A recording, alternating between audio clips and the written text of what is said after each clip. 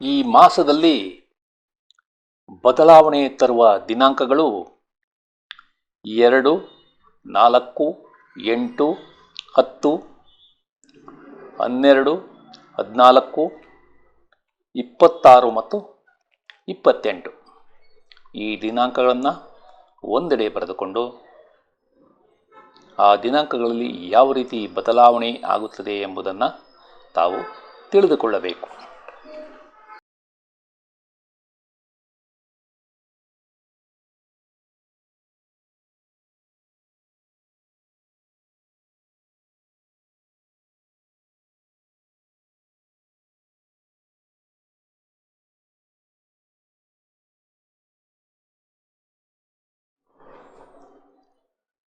ಆತ್ಮೀಯರೇ, ತಮಗೆಲ್ಲ astro secret by Shiva ಚಾನಲ್ಗೆ ಆತ್ಮೀಯ ಸ್ವಾಗತ.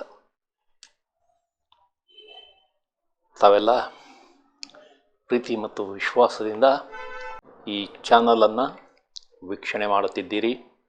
ಅದಕ್ಕಾಗಿ ತಮಗೆ ತುಂಬು ಹೃದಯದ ವಂದನೆಗಳು.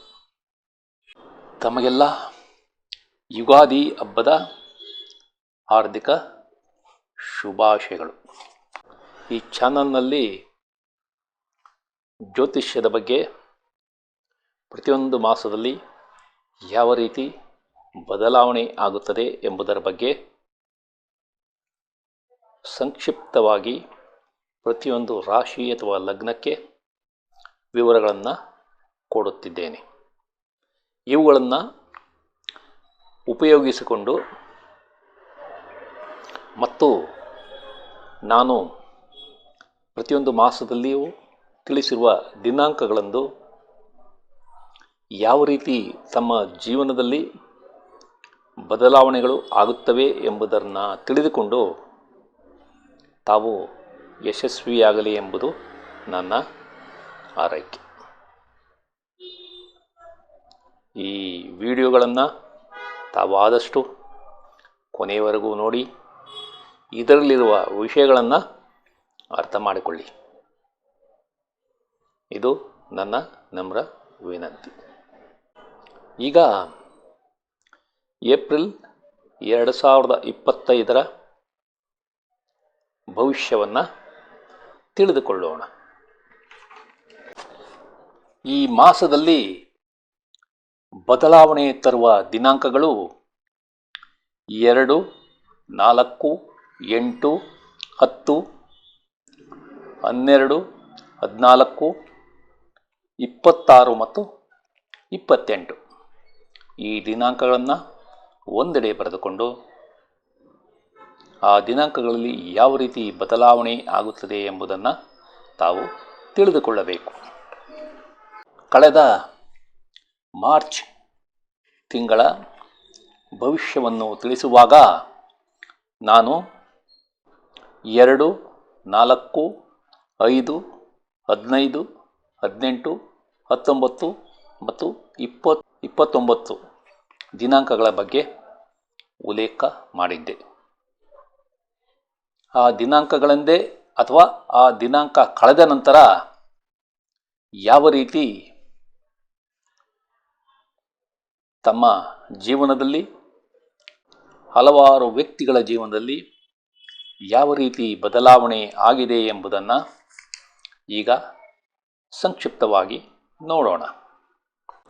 ಮೊದಲನೇದಾಗಿ ಭಾರತೀಯ ಮೂಲದ ಸುನೀತಾ ವಿಲಿಯಮ್ಸ್ ಇವರು ಬಾಹ್ಯಾಕಾಶಕ್ಕೆ ಹೋಗಿ 286 ದಿನಗಳ ಸುದೀರ್ಘ ವಾಸವನ್ನು ಮಾಡಿ ಮಾರ್ಚ್ ತಿಂಗಳ 18, 19ರಂದು ಭೂಮಿಗೆ ಹಿಂತಿರುಗಿದ್ದಾರೆ. ಇದು ಒಂದು ರೀತಿ ಅಸಾಮಾನ್ಯ ಸಾಧನೆ ಮತ್ತು ಅವರ ಧೈರ್ಯಕ್ಕೆ ನಮ್ಮ ದೊಡ್ಡ ಸಲಾಂ. ಅದೇ ರೀತಿ ಕ್ರಿಕೆಟರ್ ಆದ KL ರಾಹುಲ್ ಇವರ ಬಗ್ಗೆ ಕಳೆದ ಹಲವಾರು ವಿಡಿಯೋಗಳಲ್ಲಿ ನಾನು ಉಲ್ಲೇಖ ಮಾಡಿದ್ದೇನೆ. ಕಳೆದ ವಿಶ್ವಕಪ್ ಕ್ರಿಕೆಟ್ನಲ್ಲಿ ಯಾವೊಬ್ಬ ಬ್ಯಾಟ್ಸ್ಮನ್ ಸಹ ಸರಿಯಾಗಿ ಆಡದೇ ಇದ್ದಾಗ ಇವರು ಏಕಾಂಗಿ ಹೋರಾಟವನ್ನು ಮಾಡಿದರು. ಆದರೂ ಅವರ ಬಗ್ಗೆ ಟೀಕೆಗಳು ಬಂದವು. ನಂತರ ಫಾರ್ಮ್ ಕಳೆದುಕೊಂಡ ಅವರನ್ನು ಟೀಮಿಂದ ತೆಗೆಯಬೇಕು ಎಂಬ ಕೂಗುಗಳು ಸಹ ಬಂದವು. ಆದರೆ ಅವೆಲ್ಲವನ್ನು ಮೆಟ್ಟಿ ನಿಂತು ಭಾರತಕ್ಕೆ ಚಾಂಪಿಯನ್ಸ್ ಟ್ರೋಫಿಯನ್ನು ಗೆಲ್ಲಿಸಿಕೊಡುವಲ್ಲಿ ಅವರು ಅದ್ಭುತವಾದ ಆಟವನ್ನು ಆಡಿದ್ದಾರೆ. ಅದೇ ರೀತಿ ಭಾರತೀಯ ಇಸ್ರೋ ಸಂಸ್ಥೆ, ಇದರ ಬಗ್ಗೆಯೂ ನಾನು ಕಳೆದ ವಿಡಿಯೋಗಳಲ್ಲಿ ಉಲ್ಲೇಖ ಮಾಡಿದ್ದೇನೆ. ಅಂದರೆ ಭೂಮಿಯಿಂದ ಕಳಿಸಿದ ಸ್ಯಾಟಲೈಟ್ಗಳನ್ನು ಅಂತರಿಕ್ಷದಲ್ಲಿ ಕೂಡಿಸುವುದು ಮತ್ತು ಬಿಡಿಸುವುದು, ಅಂದರೆ ಡಾಕಿಂಗ್ ಮತ್ತು ಅನ್ಡಾಕಿಂಗ್ ಟೆಕ್ನಾಲಜಿಯಲ್ಲಿ ಪ್ರಯೋಗವನ್ನು ಮಾಡುತ್ತಿದ್ದಾರೆ. ಮೊದಲು ಡಾಕಿಂಗ್ ಪ್ರಯತ್ನವನ್ನು ಯಶಸ್ವಿಯಾಗಿ ಮಾಡಿದ್ದರು. ಮಾರ್ಚ್ ತಿಂಗಳ 13ನೇ ತಾರೀಕು ಅನ್ಡಾಕಿಂಗ್ ಕೂಡ ಯಶಸ್ವಿಯಾಗಿ ಮುಗಿಸಿದ್ದಾರೆ. ಇದು ಭಾರತದ ವಿಜ್ಞಾನಿಗಳ ಯಶಸ್ಸು ಎಂದು ಕರೆದರೆ ತಪ್ಪಿಲ್ಲ. ಅದೇ ರೀತಿ PS ಕಾಲೇಜಿನ ಸಂಸ್ಥಾಪಕರಾದ ದೊರೆಸ್ವಾಮಿ ನಾಯ್ಡುರವರು ದಿನಾಂಕ 6 ಮಾರ್ಚ್ 2025 ನಿಧನ ಹೊಂದಿದ್ದಾರೆ. ಕೊನೆಯದಾಗಿ ಬದ್ರಿನಾಥ್ನಲ್ಲಿ ಸಂಭವಿಸಿದ ಪರ್ವತಗಳ ಕುಸಿತ, ರಸ್ತೆಗಾಗಿ ಟನಲ್ ಕೊರೆಯುವಾಗ ಸುಮಾರು 55 ಜನ ಕಾರ್ಮಿಕರು ಸಿಲುಕಿಕೊಂಡರು. ಅದರಲ್ಲಿ ಹಲವರನ್ನು ಬದುಕಿಸಲಾಯಿತು. ಇನ್ನೂ ಹಲವಾರು ಜನರು ತಮ್ಮ ಪ್ರಾಣತ್ಯಾಗ ಮಾಡಿದ್ದಾರೆ. ಇದು ಬಹಳ ದುರಂತದ ವಿಷಯ. ಈ ಮಾಸದಲ್ಲಿ ಬುಧ 8/4/2025 ತನ್ನ ವಕ್ರ ಸಂಚಾರವನ್ನು ನಿಲ್ಲಿಸಿ ಸರಿಯಾದ ಸಂಚಾರ ಪ್ರಾರಂಭ ಮಾಡುತ್ತದೆ. ಅದೇ ರೀತಿ ಶುಕ್ರ ಗ್ರಹ ಸಹ ವಕ್ರ ಸಂಚಾರದಲ್ಲಿದ್ದು ಅದು ದಿನಾಂಕ 14/4/2025 ತನ್ನ ವಕ್ರ ಸಂಚಾರವನ್ನು ನಿಲ್ಲಿಸಿ ಸರಿಯಾದ ದಿಕ್ಕಿನಲ್ಲಿ ಸಂಚಾರವನ್ನು ಪ್ರಾರಂಭ ಮಾಡುತ್ತದೆ. ಮಾರ್ಚ್ ತಿಂಗಳ 29 ಶನಿ ಮೀನರಾಶಿ ಪ್ರವೇಶವನ್ನು ಮಾಡುತ್ತಿದೆ. ವೈಯಕ್ತಿಕವಾಗಿ ತಮ್ಮ ಜಾತಕಗಳ ಪರಿಶೀಲನೆ ಮಾಡಿದರೆ ಕರಾರುವಾಕ್ಕಾಗಿ ಇದೇ ರೀತಿ ಆಗುತ್ತದೆ ಮತ್ತು ತಮ್ಮ ದಶಾಭುಕ್ತಿಗಳಿಂದ ಸಹ ಈ ವಿವರಗಳನ್ನು ನಾವು ಪಡೆಯಬಹುದು.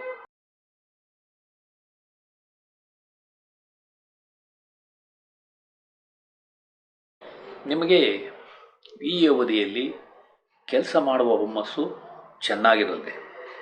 ನಿಮ್ಮ ಬುದ್ಧಿಮತ್ತೆ ಚುರುಕಾಗಿ ಓದುವ ಹಂಬಲ ಕೂಡ ಚೆನ್ನಾಗಿರುತ್ತೆ. ನೀವು ಆಸ್ತಿ ವಿಭಜನೆ ಮಾಡಬೇಕೆಂದಿದ್ದರೆ ಅದು ಈ ಅವಧಿಯಲ್ಲಿ ಯಶಸ್ಸನ್ನು ತಂದುಕೊಡಲಿದೆ. ನಿಮಗೆ ಬಂಗಾರದ ಒಡವೆಗಳನ್ನು ತೆಗೆದುಕೊಂಡು ಸಂತೋಷ ದೊರೆಯಲಿದೆ. ನೀವು ಯಶಸ್ವಿ ದೇವತಾರಾಧನೆ ಮತ್ತು ತೀರ್ಥಯಾತ್ರೆಗಳನ್ನು ಆನಂದಿಸುತ್ತೀರಿ. ನಿಮ್ಮಲ್ಲಿ ಉತ್ತಮ ಮಾತಿನ ಸಾಮರ್ಥ್ಯ ಮತ್ತು ಮಾತಿನಲ್ಲಿ ನೈವಂತಿಕೆ ಚೆನ್ನಾಗಿರಲಿದೆ. ನಿಮ್ಮ ಸಾಲ ಮರುಪಾವತಿ ಸುಲಭವಾಗಲಿದೆ. ನೀವು ಮನೆ ಮಾರಾಟ ಮತ್ತು ಮನೆಯ ಬದಲಾವಣೆಯನ್ನು ಈ ಅವಧಿಯಲ್ಲಿ ಮಾಡಬಹುದು. ನಿಮ್ಮ ಉನ್ನತ ವ್ಯಾಸಂಗ ಯಶಸ್ಸು ಕಾಣಲಿದೆ. ನಿಮ್ಮ ಕೆಲಸದಲ್ಲಿ ಉತ್ತಮ ಬದಲಾವಣೆ ಕಂಡುಬರಲಿದೆ. ನೀವು PhD ಪದವಿಗಾಗಿ ಯತ್ನಿಸುತ್ತಿದ್ದರೆ ಅದು ಈ ಅವಧಿಯಲ್ಲಿ ಯಶಸ್ಸನ್ನು ಕಾಣುತ್ತದೆ. ನೀವು ವಿದೇಶದಲ್ಲಿ ವಾಸ ಮತ್ತು ಅಲ್ಲಿ ಯಶಸ್ಸಿಗಾಗಿ ಯತ್ನಿಸಿದರೆ ಅದು ಈ ಅವಧಿಯಲ್ಲಿ ಸಾಧ್ಯವಿದೆ. ಈ ಅವಧಿಯಲ್ಲಿ ನಿಮ್ಮ ಸಿಟ್ಟು ಕಡಿಮೆ ಇರುತ್ತದೆ. ನೀವು ಕುಟುಂಬದಿಂದ ದೂರ ಅಂದರೆ ಸ್ಥಳ ಬದಲಾವಣೆ ಮಾಡಬೇಕಾಗಬಹುದು. ನಿಮಗೆ ಸಾಲಗಳು ಮತ್ತು ಕೋರ್ಟ್ ಕೇಸ್ಗಳಿಂದ ಮುಕ್ತಿ ಸಿಗಲಿದೆ. ನಿಮ್ಮ ಸ್ಟಾಕ್ ಮತ್ತು ಶೇರ್ಗಳ ವ್ಯವಹಾರ ಯಶಸ್ಸು ಕಾಣಲಿದೆ.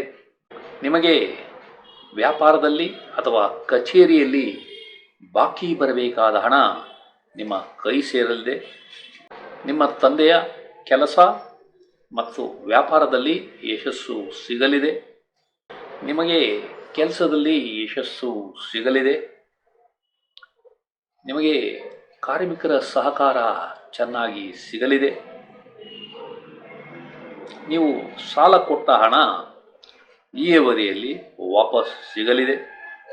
ನೀವು ಸಾಲಕ್ಕಾಗಿ ಯತ್ನಿಸಿದರೆ ಅದು ಈ ಅವಧಿಯಲ್ಲಿ ಸುಲಭವಾಗಿ ಸಿಗಲಿದೆ.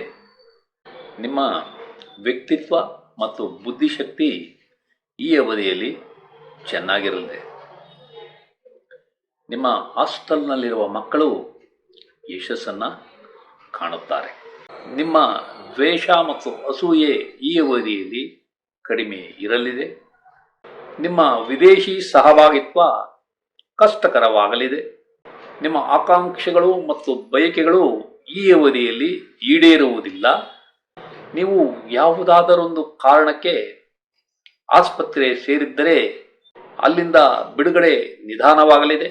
ನಿಮಗೆ ಬಲಿಷ್ಠ ಶತ್ರುಗಳಿಂದ ಸೋಲು ಕಂಡುಬರಲಿದೆ.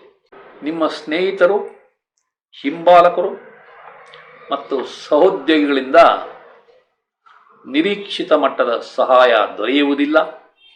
ನಿಮಗೆ ಬರಬೇಕಾದ ಇನ್ಶೂರೆನ್ಸ್ ಹಣ ನಿಧಾನವಾಗಿ ಕೈ ಸೇರಲಿದೆ. ನಿಮ್ಮ ತಾಯಿಗೆ ಸಂಕಟಗಳು ಜಾಸ್ತಿಯಾಗಿ ಆರೋಗ್ಯ ಸಮಸ್ಯೆ ಬರಬಹುದು. ನಿಮ್ಮ ಮನೆಯಲ್ಲಿ ಅಶಾಂತಿಯ ವಾತಾವರಣ ಕಂಡುಬರಲಿದೆ. ನೀವು ವಾಹನ, ಜಮೀನು ಅಥವಾ ತೋಟ ಖರೀದಿಗಾಗಿ ಯತ್ನಿಸಿದರೆ ಈ ಅವಧಿಯಲ್ಲಿ ಯಶಸ್ಸು ಸಿಗುವುದಿಲ್ಲ. ನಿಮ್ಮ ಕೋರ್ಟ್ ವ್ಯಾಜ್ಯಗಳು ಮತ್ತು ದಾವೆಗಳ ಯಶಸ್ಸು ನಿಧಾನವಾಗಲಿದೆ. ನೀವು ಕಾಂಟ್ರಾಕ್ಟ್ ಮಾಡುತ್ತಿದ್ದರೆ ಲಾಭ ಕಡಿಮೆ ಇರಲಿದೆ. ನಿಮ್ಮ ಪ್ರಯಾಣಗಳು ಕಿರಿಕಿರಿಯಿಂದ ಕೂಡಿರುತ್ತವೆ. ನೀವು ವಿದೇಶದಲ್ಲಿನ ಯಶಸ್ಸು ಮತ್ತು ಸಂಬಂಧಗಳ ಬಗ್ಗೆ ಹುಷಾರಾಗಿರಿ. ನೀವು ಕೆಲಸದಿಂದ ವಜಾ ಅಥವಾ ಕಡ್ಡಾಯ ನಿವೃತ್ತಿ ಆಗಬಹುದು. ಜಾಗ್ರತೆ. ನೀವು ಈ ಅವಧಿಯಲ್ಲಿ ಸಮಾಜದಲ್ಲಿ ಮುಕ್ತವಾಗಿ ಬೆರೆಯುವುದಿಲ್ಲ. ನಿಮ್ಮ ವಿದೇಶದಲ್ಲಿನ ಹಣಕಾಸಿನ ವ್ಯವಹಾರದಲ್ಲಿ ಹುಷಾರಾಗಿರಿ. ನಿಮ್ಮ ತಂದೆಯ ಸ್ನೇಹಿತರೊಂದಿಗೆ ಪಾಲುದಾರಿಕೆ ಮಾಡಬೇಕೆಂದಿದ್ದರೆ ಅದು ನಿಧಾನವಾಗಲಿದೆ. ನಿಮ್ಮ ಮಕ್ಕಳ ಸ್ಕೂಲ್ ವಿದ್ಯಾಭ್ಯಾಸದಲ್ಲಿ ಯಶಸ್ಸು ಕಷ್ಟಕರವಾಗಲಿದೆ. ನೀವು ರಿಯಲ್ ಎಸ್ಟೇಟ್ ವ್ಯವಹಾರ ಮಾಡುತ್ತಿದ್ದರೆ ಈ ಅವಧಿಯಲ್ಲಿ ಯಶಸ್ಸು ಕಡಿಮೆ ಇರಲಿದೆ. ನೀವು ಕೃಷಿಕರಾಗಿದ್ದರೆ ನಿಮಗೆ ಲಾಭ ಕಡಿಮೆ ಸಿಗಲಿದೆ. ನಿಮ್ಮ ಮದುವೆ ನಿಶ್ಚಯ ನಿಧಾನವಾಗಲಿದೆ. ನಿಮ್ಮ ಸಂಗಾತಿಯೊಂದಿಗೆ ಕಿರಿಕಿರಿಯನ್ನು ಅನುಭವಿಸುತ್ತೀರಿ. ಈ ವಿಡಿಯೋವನ್ನು ಕೊನೆಯವರೆಗೂ ನೋಡಿದ ತಮಗೆಲ್ಲ ವಂದನೆಗಳು. ಈ ವಿಡಿಯೋದಲ್ಲಿರುವ ವಿಷಯಗಳು ತಮಗೆ ಇಷ್ಟವಾದರೆ ಈ ವಿಡಿಯೋವನ್ನು ತಮ್ಮ ಬಂಧು ಮಿತ್ರರಿಗೆಲ್ಲ ಶೇರ್ ಮಾಡಿ, ಅವರೂ ಸಹ ಈ ಚಾನಲ್ಗೆ ಸಬ್ಸ್ಕ್ರೈಬ್ ಆಗುವಂತೆ ಮಾಡಿ ಎಂದು ಕೋರುತ್ತಿದ್ದೇನೆ. ವಂದನೆಗಳು.